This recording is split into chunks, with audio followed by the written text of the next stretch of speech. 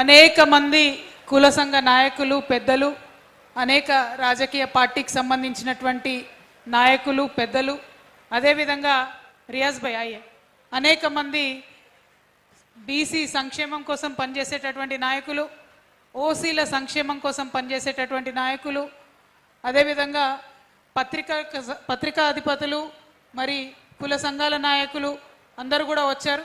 ముఖ్యంగా ఇప్పుడు వేదిక మీద ఉన్నటువంటి అప్పటి నుంచి సభను మోడరేట్ చేసినటువంటి ఇస్మాయిల్ అన్న గారికి అట్లానే మా కాచం సత్యనారాయణ గారికి సోదరులు జరిపోతుల నరేందర్ గారి మేకపోతుల నరేందర్ గారికి మా కోల సీనన్నకు అనురాధమ్మకు బీసీ రాజ్యాధికార సమితి తమ్ముడు యాదవ్ గారు నాగరాజ్ యాదవ్ గారికి మా అన్న కొట్టాల యాదగిరి గారికి అట్లానే నరహరి అన్న గారికి నాగరాజ్ అన్న గారికి మా ఇప్పుడే వచ్చిన రియాజ్ అన్న గారికి ఇక వేదిక మీద ఉన్న అనేక మంది అన్నలకు అక్కలకు మేము అవకాశం ఇవ్వనటువంటి మిత్రులకు కూడా క్షమించమని కోరుతూ మరి ఇవాళ చాలా ఎమర్జెన్సీ సిచ్యువేషన్లో ఈ మీటింగ్ పెట్టుకుంటా ఉన్నాం. ఎమర్జెన్సీ అనే పదం నేను కావాలనే వాడుతూ ఉన్నాను. ఈ అంశాన్ని దయచేసి బీసీ బిడ్డలు ప్రత్యేకించి గమనించాలి, ఓసీ బిడ్డలు కూడా మరీ ప్రత్యేకించి గమనించాలి. ఈ మీటింగ్ ఇవాళ పెట్టుకున్నామంటే మన దేశంలో ఉన్నటువంటి జనాభాను లెక్కించేటటువంటి సందర్భం వచ్చింది. మరి జనాభా లెక్క అని అంటే ప్రతి ఒక్కరం కూడా అందులో ఉండాలనుకుంటాం. ఏ ఒక్కరం కూడా మన పేరు మిస్ అయితే అగౌరవంగా భావిస్తాం. మరి అటువంటి జనాభా లెక్కల ఎక్సర్సైజు ఈ దేశంలో చట్టం ప్రకారం 10 సంవత్సరాలకు ఒకసారి జరగాలి. 2011లో జరిగింది, తర్వాత 2021లో జరగాలి, కానీ జరగలేదు.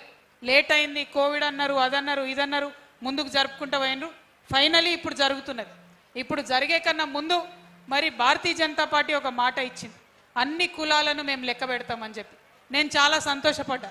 ఎందుకంటే బీసీ వర్గాలతోని అదేవిధంగా ఎన్నో సర్టిఫికెట్లు రాని సమస్యలు చెప్పుకుంటూ ఉంటారు. మా దగ్గరికి ఒక ప్రజాప్రతినిధులు వచ్చి మరి ఆ సర్టిఫికెట్లు రానటువంటి అనేక డిఎన్టీ కులాలు, ఎంబీసీ కులాలు, మరి ఇప్పుడు ఈడబ్ల్యూఎస్ వస్తున్నటువంటి వాళ్ళకు అగ్రవర్ణాల్లో ఉన్నటువంటి వాళ్ళకు కూడా సర్టిఫికెట్లు వస్తలేవు.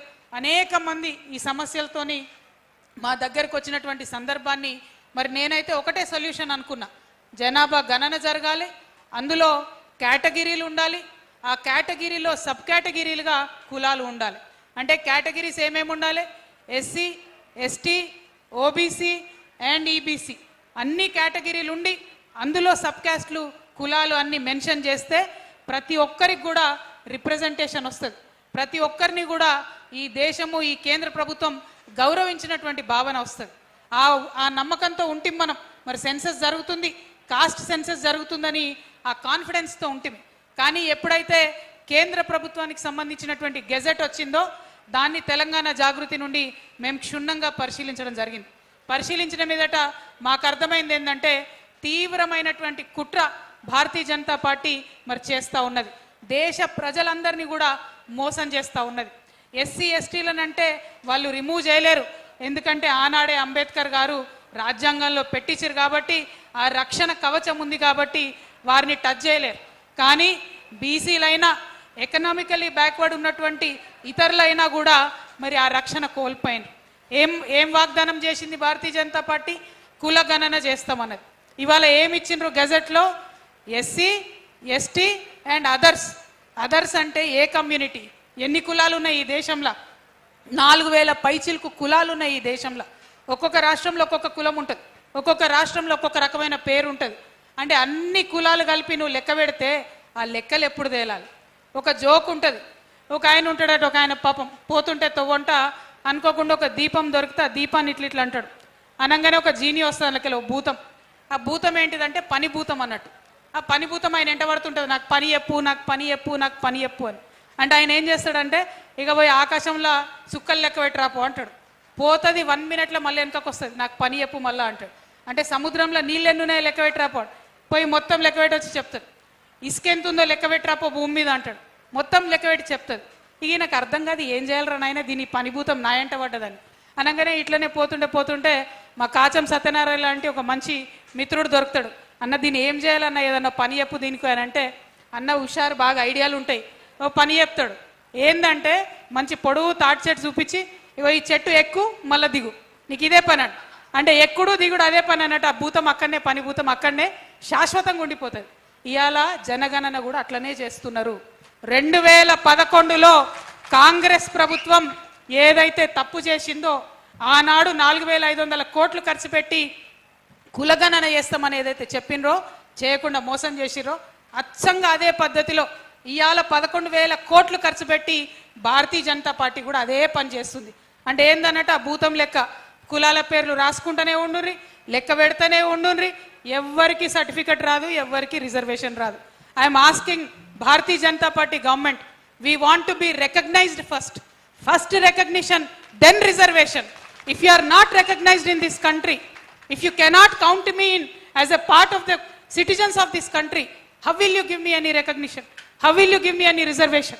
నాకు వచ్చే బెనిఫిట్స్ తర్వాత ముందు నన్ను గుర్తించు, నన్ను లెక్కబెట్టు. నువ్వు నన్ను లెక్కనే పెడతలేవంటే నేనంటే నీకు లెక్కలేనట్టే కదా. ఈ విషయం ఇవాళ ప్రతి ఒక్క కమ్యూనిటీ వాళ్ళం ఆలోచించుకోవాలి. అది ఎస్సీ, ఎస్టీ, బీసీ, ఓసీ అందరం కూడా ఆలోచించుకోవాలి. ఎందుకు లెక్క పెట్టరాదు? బిగ్ డేటా జరుగుతుంది, ఆర్టిఫిషియల్ ఇంటెలిజెన్స్ వచ్చింది, 1000 కోట్ల లెక్కలు ఒక్క నిమిషంలో చేసే పెద్ద పెద్ద కంప్యూటర్లు వచ్చినాయి. మరి దేశ జనాభా లెక్క పెట్టరాదా? ఒక పద్ధతిగా లెక్క పెట్టరాదా? ఇంకొక కుట్ర జరుగుతూ ఉంది ఇక్కడ, దయచేసి గమనించాలి. బీసీలలో ఒక కులం ఉందనుకుందాం, పద్మశాలి కులం. అందులో 23 ఉపకులాలు ఉంటాయి. పద్మశాలి కులము ఆ ఉపకులాలు అన్ని కలిపి లెక్క పెడితే సంఖ్య ఎక్కువ వస్తుంది, పొలిటికల్ రిజర్వేషన్ ఎక్కువ ఇచ్చే అవకాశం ఉంటుంది. నేను విద్యా ఉద్యోగాల గురించి మాట్లాడితేలే, రాజకీయాల్లో చెప్తా ఉన్నాను. కానీ ఇప్పుడు బీజేపీ పెట్టినటువంటి దాని ప్రకారం కులం అని ఉన్నది అంతే. మనిషికి ఎవరికి ఏదొస్తే ఆ కులం రాసుకుంటారు. పద్మశాలిలో ఉన్న ఉపకులం మొత్తం పేరు రాయగలుగుతారా? ఉపకులం పేరు రాస్తారు. ఆ లెక్క పద్మశాలికి వస్తుందా? యాదవులలో కూడా అదే పరిస్థితి, ముదిరాజులలో కూడా అదే పరిస్థితి, గంగపుత్రులలో కూడా అదే పరిస్థితి, వెల్మలలో కూడా అదే పరిస్థితి, రెడ్లలో కూడా అదే పరిస్థితి, ఎస్సీలో కూడా అదే పరిస్థితి, ఎస్టీలో కూడా అదే పరిస్థితి. అంటే ఇదేంటంటే ఆ పని భూతం చెట్టెక్క దిగా పని అన్నట్టు కులాల పేర్లు రాయాలి, పంచాయతీ పెట్టాలి, టైంపాస్ చేయాలి, ఎన్నికలలో కోవాలి, గెలవాలి, మళ్ళీ గద్దెనెక్కాలి. ఇంతకు మించి లాభం చేసే ప్రయత్నం భారతీయ జనతా పార్టీ చేస్తలేదు. కాకపోతే ఇప్పుడు జరుగుతున్నటువంటి కులగణనలో ఫస్ట్ ఫేజ్లో